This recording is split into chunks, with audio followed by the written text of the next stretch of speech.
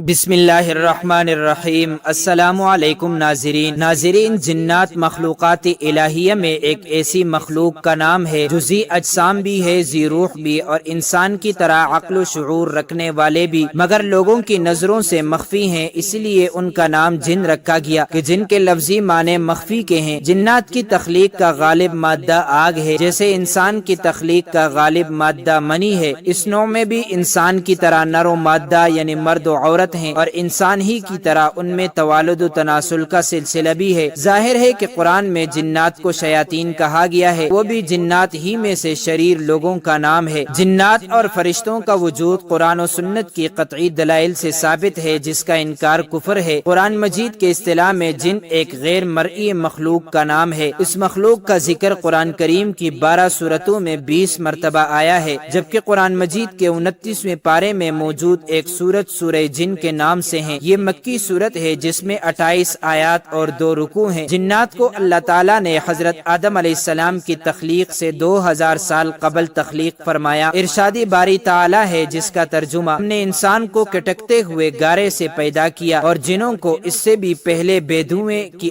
آگ سے پیدا کیا۔ سورہ حجر آیت 26۔ ایک اور جگہ فرمان الہی ہے جس کا ترجمہ اسی نے انسان کو ٹیکرے کی طرح گنگناتی مٹی سے بنایا اور جنات کو آگ کے شعلے سے پیدا کیا۔ سورہ رحمان آیت 15-14۔ اللہ تعالیٰ کا جن اور انس کو پیدا کرنے کا مقصد کیا تھا؟ قرآن کریم میں ارشاد ربانی ہے جس کا ترجمہ میں نے جنات اور انسانوں کو محض اس لیے پیدا کیا کہ وہ صرف میری عبادت کریں، نہ میں ان سے روزی چاہتا ہوں نہ میری یہ چاہت ہے کہ وہ مجھے کھلائیں۔ اللہ تعالیٰ تو خود ہی سب کا روزی رساں، توانائی والا اور زوراور ہے۔ حضرت ابو العالیہ بیان کرتے ہیں کہ اللہ تعالیٰ نے فرشتوں کو بدھ کے دن پیدا کیا، جنات کو جمعرات اور حضرت آدم علیہ السلام کو جمعے کے دن پیدا فرمایا۔ حضرت ابن مسعود ارشاد فرماتے ہیں، لو کی وہ آگ جس سے جنات کو پیدا کیا گیا وہ دوزخ کی آگ کا 70واں حصہ ہے، اور یہ دنیا کی آگ اس لو کی آگ کا 70واں حصہ ہے۔ لو کی آگ وہ ہے جس سے جنات کو پیدا کیا گیا۔ حضرت ابن عباس فرماتے ہیں کہ آسمانوں کے آباد کنندگان فرشتے ہیں، جبکہ زمین پر جنات رہا کرتے تھے۔ جنات شعلہ زن آگ سے پیدا شدہ ناری مخلوق ہیں، چنانچہ یہ زمین پر بہت زیادہ دنگا فساد اور خون خرابہ کیا کرتے تھے، جس کی روک تام اور سرکوبی کے لیے اللہ تعالیٰ نے آسمانوں سے فرشتوں کو زمین پر بھیجا کرتے۔ ایسے ہی ایک معرکے کے اختتام پر فرشتوں کو جنوں کا ایک معصوم بچہ ملا جس کے والدین اس حالیہ فساد میں قتل ہو گئے تھے، تو اللہ کے حکم سے فرشتے اس بچے کو آسمانوں پر لے گئے۔ عزازیل نامی یہ بچہ جن بڑا ہو کر فرشتوں کا استاد مقرر ہوا، لیکن حضرت آدم علیہ السلام کو سجدہ نہ کرنے کی پاداش میں ذلیل و خوار ہو کر جنت سے نکالا گیا اور پھر ابلیس اور شیطان کے نام سے مشہور ہوا۔ حضرت ابو الدرداء سے مروی ہے کہ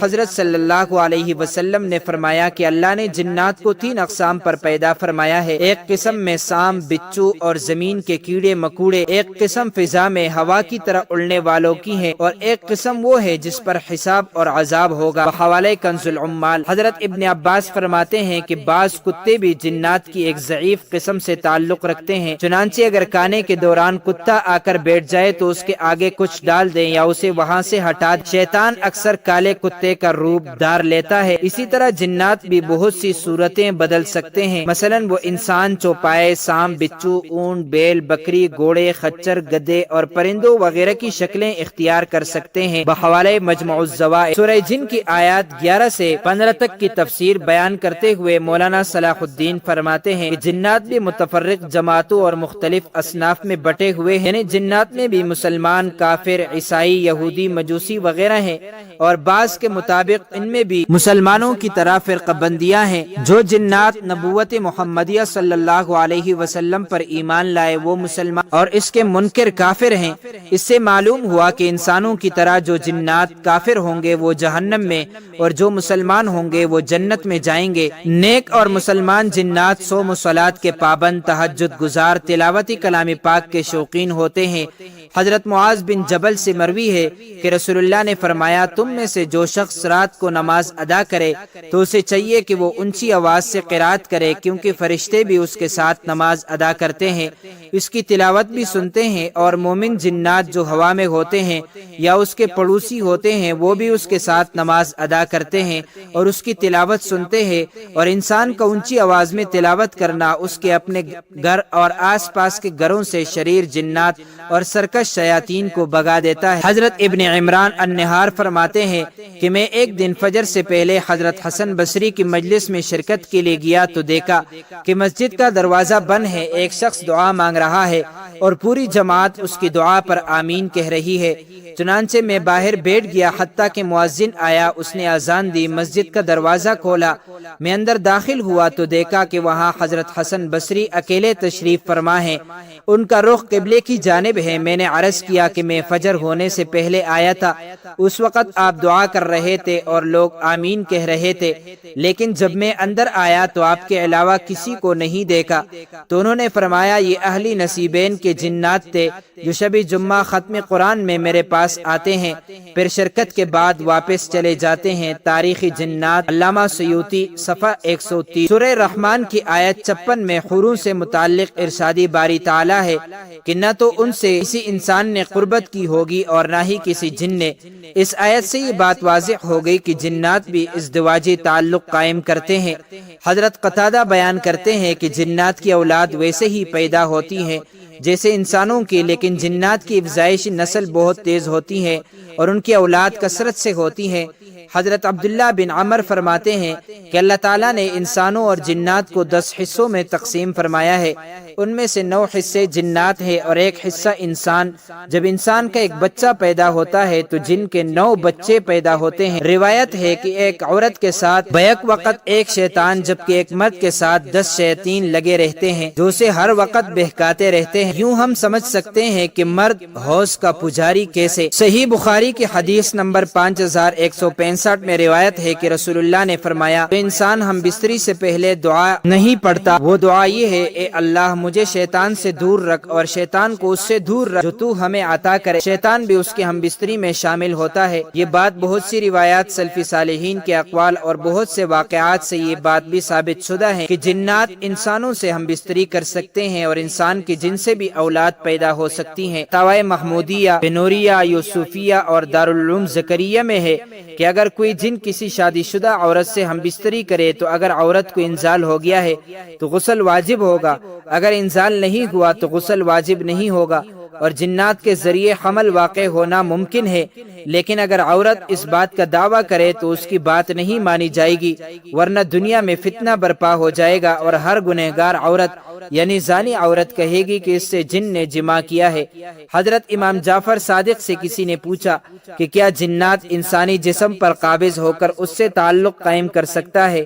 تو آپ نے فرمایا ہاں بالکل، جنات کو اللہ پاک نے طاقت دے رکھی ہے۔ حضرت علقمہ فرماتے ہیں میں نے حضرت ابن مسعود سے عرض کیا کیا آپ میں سے کوئی لیلۃ الجن میں رسول اللہ کے ساتھ تھا؟ فرمایا نہیں، لیکن ہم نے ایک رات آپ صلی اللہ علیہ وسلم کو مکہ میں نہ پایا، ہمیں یہ خیال ہوا کہ کہیں خدا نہ خواستہ اچانک کفار کے نرغے میں نہ آ گئے ہوں، نہ جانے آپ صلی اللہ علیہ وسلم کے ساتھ کیا بیتی۔ مسلمانوں نے یہ رات بڑے اضطراب اور بے چینی میں گزاری۔ جب صبح صادق ہوئی تو ہم نے دیکھا کہ آپ صلی اللہ علیہ وسلم غار حرا کی جانب سے تشریف لا رہے ہیں۔ صحابہ نے اپنی فکر اور تشویش کا اظہار کیا۔ آپ نے فرمایا جنوں کا قاصد مجھے بلانے آیا تو میں اس کے ساتھ چلا گیا اور انہیں قرآن پڑھ کر سنایا، پھر آپ صلی اللہ علیہ وسلم نے ہمیں ساتھ لیا اور ان کے آثار اور ان کی آگ کے نشانات دکھائے۔ جنات نے آپ صلی اللہ علیہ وسلم سے توشہ سفر مانگا کیونکہ وہ جنات کسی جزیرے کے باسی تھے۔ آپ صلی اللہ علیہ وسلم نے فرمایا ہر ہڈی جس پر اللہ کا نام لیا جائے گا تمہارے ہاتھ پر پہنچ کر پہلے سے زیادہ گوشت والی بن جائے گی، اور یہ ہڈیاں جنات کی خوراک ہوں گی، اور ہر قسم کی لید تمہارے چوپایوں کا چارہ ہے۔ پھر حضور صلی اللہ علیہ وسلم نے فرمایا ان دونوں چیزوں سے استنجا نہ کرو کیونکہ یہ دونوں چیزیں تمہارے بھائی جنوں کی خوراک ہیں۔ حضرت ابو ہریرہ رضی اللہ عنہ سے روایت ہے کہ آن حضرت صلی اللہ علیہ وسلم نے فرمایا میرے پاس شہر نصیبین کے جن آئے تھے، وہ کیسے اچھے جن تھے، انہوں نے مجھ سے زیادہ راہ کی خواہش کی، تو میں نے ان کے لیے دعا کی جس ہڈی یا گوبر پر سے ان کا گزر ہو تو اس پر وہ کھانا پائیں گے۔ مولانا مفتی محمد شفیع سورہ جن کی تفسیر میں سورت کی شان نزول بیان کرتے ہوئے 4 اہم واقعات بیان کرتے ہیں۔ واقعہ اول، رسول اللہ صلی اللہ علیہ وسلم کی بعثت سے پہلے شیاطین آسمان تک پہنچ کر فرشتوں کی باتیں سنتے تھے۔ آپ صلی اللہ علیہ وسلم کی بعثت کے بعد انہیں شہاب ثاقب کے ذریعے سننے سے روک دیا گیا اور اسی حادثے کی تحقیق کے ضمن میں یہ جنات آپ صلی اللہ علیہ وسلم تک پہنچے۔ اس واقعے کا ذکر سورہ احقاف میں بیان کیا گیا ہے۔ واقعہ دوم، زمانے جاہلیت میں عادت تھی کہ جب کسی جنگل میں یا وادی میں دوران سفر قیام کی نوبت آتی تو اس اعتقاد سے کہ جنات کے سردار ہماری حفاظت کریں گے، یہ الفاظ کہا کرتے تھے جس کا ترجمہ میں اس جنگل کے سردار کی پناہ لیتا ہوں اور اس قوم کے بے وقوف شریر لوگوں سے۔ واقعہ سوم، مکہ مکرمہ میں آپ صلی اللہ علیہ وسلم کی بددعا سے قحط پڑا تھا اور کئی سال تک رہا۔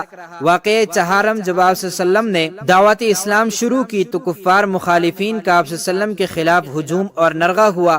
حضرت ابن عباس فرماتے ہیں کہ جنات آسمان کی طرف چڑھتے تھے اور وحی کے کلمات سنتے تھے، پھر ان میں 9 حصے اضافہ کر کے زمین پر پھیلا دیا گیا۔ رسول اللہ کی بعثت کے بعد ان شریر جنات کو اس عمل سے روک دیا گیا۔ جب آسمان کی جانب رخ کرتے تو شہاب ثاقب چھوڑے جاتے۔ ان جنات نے اس کا ذکر ابلیس سے کیا تو اس نے کہا کہ ضرور زمین میں کوئی نئی بات ظہور پذیر ہوئی ہے جس کی وجہ سے آسمانی دنیا کی سخت ترین حفاظت کی جا رہی ہے۔ چنانچہ یہ طے کیا گیا کہ زمین میں ہر طرف جنات کے وفود پھیلا دیے جائیں تاکہ وہ اس کی تحقیق کریں کہ دنیا میں ایسی نئی کون سی چیز وجود میں آئی ہے جس کی بنا پر آسمانوں کی سخت ترین حفاظت کی ضرورت پیش آئی۔ چنانچہ جنات کا ایک وفد تہامہ حجاز کی جانب بھیجا گیا۔ وہ جب مقام نخلہ پر پہنچے تو وہاں آن حضرت صلی اللہ علیہ وسلم اپنے صحابہ اکرام کے ساتھ صبح کی نماز کی امامت فرما رہے تھے۔ جنات کے اس وفد نے جب قرآن کریم کی تلاوت سنی تو آپس میں قسمیں کھا کر کہنے لگے کہ واللہ یہی وہ کلام ہے جس کی وجہ سے ہمیں آسمانوں پر جانے سے روک دیا گیا۔ جب آپ صلی اللہ علیہ وسلم نماز سے فارغ ہوئے تو یہ اسلام کی حقانیت پر یقین اور ایمان لا کر اپنی قوم کے پاس واپس گئے اور انہیں واقعات سناتے ہوئے خبر دی کہ ہم تو مسلمان ہو گئے ہیں، تمہیں بھی چاہیے کہ ایمان لے آؤ۔ مگر رسول اللہ کو ان جنات کے آنے جانے اور قرآن سن کر ایمان لانے کی خبر نہ ہوئی، یہاں تک کہ سورہ جن کا نزول ہوا جس میں آپ صلی اللہ علیہ وسلم کو اس واقعے کی خبر دی گئی۔ ایک روایت میں ہے کہ جنات شہر نصیبین کے رہنے والے تھے اور ان کی کل تعداد 9 یا 7 تھی۔ جب انہوں نے اپنی قوم کو ایمان لانے کی ترغیب دی تو پھر ان میں سے 300 افراد جنات اسلام لانے کے لیے حاضر خدمت ہوئے۔ حضرت خفاجی رحمت اللہ علیہ نے فرمایا کہ جنات کے رسول اللہ کی خدمت میں حاضر ہو کر استفادے کرنے کے واقعات مرتبہ پیش آئے ہیں۔ ان حضرت صلی اللہ علیہ وسلم نے طائف کے سفر سے واپسی پر مقام نخلہ میں قیام فرمایا اور آخر شب میں نماز تہجد پڑھنے لگے۔ ملک یمن کے شہر نصیبین کے جنات کا ایک وفد بھی وہاں پہنچا ہوا تھا۔ انہوں نے جب قرآن کریم کی تلاوت سنی تو مسلمان ہو گئے اور اپنی قوم کی طرف واپس جا کر اس واقعے کی تفصیل بیان کی جس کا ذکر سورہ جن میں بیان فرمایا گیا ہے بحوالہ معارف القرآن۔ حضرت مجاہد رحمت اللہ علیہ فرماتے ہیں کہ میں ایک رات نماز ادا کر رہا تھا کہ اچانک میرے سامنے ایک لڑکا کر کھڑا ہوا تو میں نے اسے قابو کرنے کی تیاری کی۔ اس نے چھلانگ لگائی اور دیوار کے پیچھے جا پڑا۔ میں نے اس کے گرنے کی آواز بھی سنی تھی، اس کے بعد وہ کبھی میرے پاس نہیں آیا تھا۔ حضرت مجاہد فرماتے ہیں کہ یہ جنات تم سے اسی طرح سے ڈرتے ہیں جس طرح سے تم جنات سے ڈرتے ہو۔ علامہ محاسبی رحمت اللہ علیہ فرماتے ہیں کہ جو مومن جنات جنت میں داخل ہوں گے وہ جنت میں موجود انسانوں کو نہیں دیکھ پائیں گے جبکہ انسان جنات کو دیکھ سکیں گے، یعنی وہاں دنیا کے برعکس معاملہ ہوگا۔ حضرت انس بیان کرتے ہیں کہ رسول اللہ نے فرمایا مومن جنات پر ثواب بھی ہے اور عذاب بھی۔ ہم نے عرض کیا انہیں کیا ثواب ملے گا؟ فرمایا یہ اعراف میں ہوں گے، جنت میں امتی محمدیہ کے ساتھ نہیں ہوں گے۔ ہم نے عرض کیا یہ اعراف کیا چیز ہے؟ فرمایا جنت کی دیوار ہے جس میں نہریں بہتی ہوں گی اور پلوں سے لدے درخت ہوں گے۔ سیدنا علی مرتضی رضی اللہ عنہ سے مروی ہے کہ نبی کریم صلی اللہ علیہ وسلم نے فرمایا، تم لوگ اپنے گھروں میں قرآن کریم کی تلاوت کیا کرو۔ جن گھروں میں قرآن کی تلاوت ہوتی ہے وہ گھر والوں کے لیے باعث خیر و برکت بن جاتا ہے اور اس گھر میں مومن جنات رہائش اختیار کر لیتے ہیں، لیکن جس گھر میں تلاوت نہیں ہوتی وہ گھر والوں کے لیے وحشت بن جاتا ہے، خیر و برکت کم رہ جاتی ہے اور کافر جنات گھر میں بسیرا کر لیتے ہیں۔ قرآن کریم میں اللہ تعالیٰ فرماتا ہے، اے جنات اور انسانوں کی جماعت، کیا تمہارے پاس تم ہی میں سے پیغمبر نہیں آئے تھے جو تم سے میرے احکام بیان کرتے اور تمہیں اس آج کے دن کی خبر دیتے؟ رسالت اور نبوت کے معاملے میں جنات انسانوں ہی کے تابع ہیں، ورنہ جنات میں الگ سے نبی نہیں آئے، البتہ رسولوں کا پیغام پہنچانے والے اور منذرین جنات میں ہوتے ہیں جو اپنی قوم کے جنوں کو اللہ کی طرف دعوت دیتے ہیں اور اب بھی دیتے ہیں۔ لیکن ایک خیال یہ بھی ہے کہ چونکہ جنات کا وجود انسان کی پیدائش سے پہلے کا ہے تو ان کی ہدایت کے لیے انہی میں سے کوئی نبی آیا ہو، تو پھر حضرت آدم علیہ السلام کے آنے کے بعد ہو سکتا ہے کہ جنات نبیوں کے تابع رہے ہوں۔ البتہ نبی آخر الزماں حضرت محمد مصطفیٰ کی رسالت بہرحال تمام جن اور انس کے لیے ہے اور اس میں کوئی شبہ نہیں۔ ارشاد ربانی ہے کہ اگر تم انسان اور کل جنات آپس میں مل کر اس قرآن کی مثل لانا چاہو تو ان سب سے اس کے مثل لانا ناممکن ہے، گویا وہ آپس میں ایک دوسرے کے مددگار بھی ہو جائیں۔ مشرکین نے کہا تھا کہ ہم چاہیں تو اس قرآن کی مثل بنا لیں، اس پر یہ آیت کریمہ نازل ہوئی اور اللہ تبارک و تعالی نے ان کی تردید کی کہ خالق کے کلام کی مثل مخلوق کا کلام ہو ہی نہیں سکتا۔ اگر جن اور انس باہم مل کر بھی کوشش کریں تو بھی ممکن نہیں کہ اس کلام کی مثل لا سکیں۔ چنانچہ ایسا ہی ہوا، تمام کفار عاجز ہوئے، انہیں رسوائی اٹھانی پڑی اور وہ ایک سطر بھی پیش نہ کر سکے۔ حضرت سلیمان علیہ السلام ہفتی اقلیم کے بادشاہ تھے، دنیا کی ہر شے آپ کی مطیع اور فرمانبردار تھی۔ ہوا کو حکم دیتے تو وہ مہینوں کا سفر گھنٹوں میں طے کرتی، چرن پرن ہر حکم کی تابعداری کے لیے حاضر ہوتے، سرکش جنات ہر وقت ہاتھ باندھتے، احکامات کی بجاوری کے لیے تیار رہتے، شیاطین زنجیروں میں جکڑے کاموں میں مصروف رہتے۔ اللہ پاک نے مومن جنات اور سرکش شیاطین کو حضرت سلیمان علیہ السلام کا تابع اور فرمانبردار بنایا تھا، جو نوکروں چاکروں کی طرح آپ کا ہر حکم بجا لاتے۔ ان دنوں میں دو طرح کے جنات تھے، ایک تو اہل ایمان تھے جو اپنے نبی کا ہر حکم مذہبی فریضہ سمجھ کر پورا کرتے، لیکن جو کافر تھے وہ اپنے کفر اور سرکشی کے باوجود حضرت سلیمان علیہ السلام کے تابع رہتے، لیکن ان سے نقصان کا بھی اندیشہ تھا۔ چنانچہ سورہ سبا میں ارشاد ربانی ہے، جو کہ ان میں سے ہمارے حکم سے پھرے گا اسے ہم آگ کا مزہ چکائیں گے۔ مفسرین فرماتے ہیں کہ اللہ پاک نے ایک فرشتہ مقرر فرمایا تھا جس کے ہاتھ میں آگ کا سونتا تھا۔ جنات میں سے کوئی حضرت سلیمان علیہ السلام کے حکم سے سرتابی کرتا تو فرشتہ اسے وہ سونتا مارتا جس سے وہ جل کر بسم ہو جاتا۔ آن حضرت صلی اللہ علیہ وسلم کی بعثت سے پہلے جنات عالمی بالا کی خبریں معلوم کرنے کے لیے آسمان میں سن گن لینے کا کوئی نہ کوئی موقع پا لیتے تھے اور پھر ایک سچ بات میں 9 من گڑت بورس جھوٹی باتیں ملا کر کاہنوں کو بتا دیتے۔ یوں کاہنوں میں یہ بات مشہور ہو گئی کہ جنات غیب کا علم رکھتے ہیں۔ حضرت عائشہ فرماتی ہیں، میں نے عرض کیا یا رسول اللہ، یہ کاہن میں اس میں سے سچ بھی ملتی ہیں؟ رسول اللہ نے فرمایا، یہ بات حق ہوتی ہے، اسے جن چوری کر کے اپنے دوست کے کان میں ڈال دیتا ہے اور وہ اس میں سے 100 جھوٹ ملا دیتے ہیں۔ اسی طرح حضرت سلیمان علیہ السلام کے زمانے میں بھی یہ مشہور ہو چکا تھا کہ جنات غیب کا علم رکھتے ہیں۔ اللہ پاک نے حضرت سلیمان علیہ السلام کی وفات کے ذریعے اس عقیدے کے فساد کا قلع کما کیا۔ قرآن کریم میں ارشادی باری تعالی ہے، پھر جب ہم نے ان پر موت کا حکم بھیجا تو ان کی خبر جنات کو کسی نے نہ دی سوائے گن کے کیڑے کے جو ان کے عصا کو کھا رہا تھا۔ جب حضرت سلیمان علیہ السلام گر پڑے اس وقت جنات نے جانا کہ اگر وہ غیب کا علم رکھتے تو اس ذلت کے عذاب میں مبتلا نہ رہتے۔ حضرت سلیمان علیہ السلام کے انتقال کے 1 سال بعد تک جنات بیت المقدس کی تعمیر میں مصروف رہے۔ وہ دور ہی سے حضرت سلیمان علیہ السلام کو اپنے شیشے کے کمرے میں کھڑا ہوا دیکھتے اور سر جھکا کر اپنے کام میں مصروف ہو جاتے۔ جنات کی یہ مجال نہ تھی کہ وہ قریب چلے جاتے، یہاں تک کہ 1 سال گزر گیا۔ تعمیر بیت المقدس مکمل ہوئی اور اللہ پاک نے جنات کے عالم غیب کے دعوے کو اپنے انجام پر پہنچا دیا۔ تمام دنیا کو جنات کی بے خبری اور بے بسی کا علم ہو گیا۔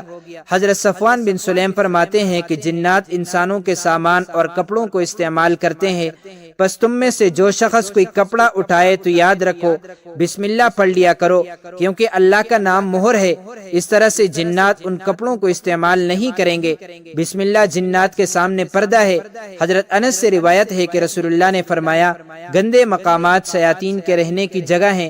حضرت انس فرماتے ہیں کہ رسول اللہ قضاء حاجت کو جاتے ہیں تو یہ پڑھا کرتے تھے، اے اللہ میں آپ کی پناہ مانگتا ہوں خبیث جنوں سے اور خبیث جنیوں سے۔ امام سعید بن منصور نے اس دعا کے شروع میں بسم اللہ کے الفاظ بھی بیان کیے ہیں۔ اللہ تعالیٰ نے انسان کو اشرف المخلوقات بنایا ہے، چنانچہ جنت و شیطان ان سمیت دنیا کے ہر مخلوق انسان سے خوف کھاتی ہیں۔ اللہ اور اس کے نبی کی تعلیمات کی روشنی میں بدترین جنات اور شیاطین کو شکست فاش دینا بہت آسان ہے، لیکن اگر جنات کی وجہ سے کچھ لوگوں کو بیماری یا موت لاحق ہو جائے تو یہ خود اپنے اوپر ظلم کرنے کے مترادف ہے، جس میں جعلی پیر فقیر کا ہاتھ پڑا ہے۔ جنات سے مقابلے کے لیے ذکر الہی، دعائیں اعوذ باللہ من الشیطان الرجیم، بسم اللہ، استغفار اور سورہ معوذتین 3 بار کثرت سے پڑھنا، لیکن 5 وقت کی نماز ادا کرنا سب سے اہم ہے۔ جنات اور شیاطین کے خلاف مدد حاصل کرنے اور انہیں شکست فاش دینے کے لیے سب سے بڑا عمل آیت الکرسی کا پڑھنا ہے۔ انسان سے شیاطین کو بھگانے، جنات کے اقدامات کو باطل کرنے، ان کی آفات سے بچنے اور منفی عملیات سے محفوظ رہنے کے لیے آیت الکرسی میں بڑی عظیم تاثیر ہے۔ یہ مرگی کا بھی علاج ہے۔ حضرت ابو ہریرہ سے روایت ہے کہ رسول اللہ نے فرمایا آیت الکرسی قرآن پاک کی سب سے عظیم اور سردار آیت ہے۔ جس گھر میں شیطان ہو تو اس سے پڑھا جائے تو وہ بھاگ جائے گا۔ ہر رات سونے سے پہلے گھر میں آیت الکرسی پڑھ کر حصار باندھنا بزرگان دین اور تجربہ کار حضرات کا معمول ہے۔ اس عمل سے صبح صادق تک پورا گھر، ماں، افراد و اسباب ہر طرح کے انسانی اور شیاطینی شر سے محفوظ رہتا ہے۔ حضرت قتادہ بیان کرتے ہیں کہ جس نے اپنے بستر پر ٹیک لگاتے ہوئے آیت الکرسی پڑھ لی تو 2 فرشتے اس کے سپر کر دیے جاتے ہیں جو صبح تک اس کی حفاظت کرتے ہیں۔ سورہ معوذتین یعنی سورہ فلق اور سورہ ناس قرآن کریم کی آخری 2 سورتیں ہر قسم کی شیطانی عملیات، جادو ٹوٹنے اور نظریں بند کا تیر بہدف علاج ہیں۔ حضرت ابو سعید فرماتے ہیں کہ آن حضرت صلی اللہ علیہ وسلم جنات اور انسانوں کی نظر بد سے پناہ مانگتے تھے، یہاں تک کہ جب آخری دونوں سورتیں نازل ہو گئی تو رسول اللہ صلی اللہ علیہ وسلم نے انہیں پڑھنا شروع کر دیا۔ دعا ہے کہ جو کچھ آپ حضرات کے سامنے ذکر کیا گیا اس پر عمل کرنے کی توفیق عطا فرمائے، آمین۔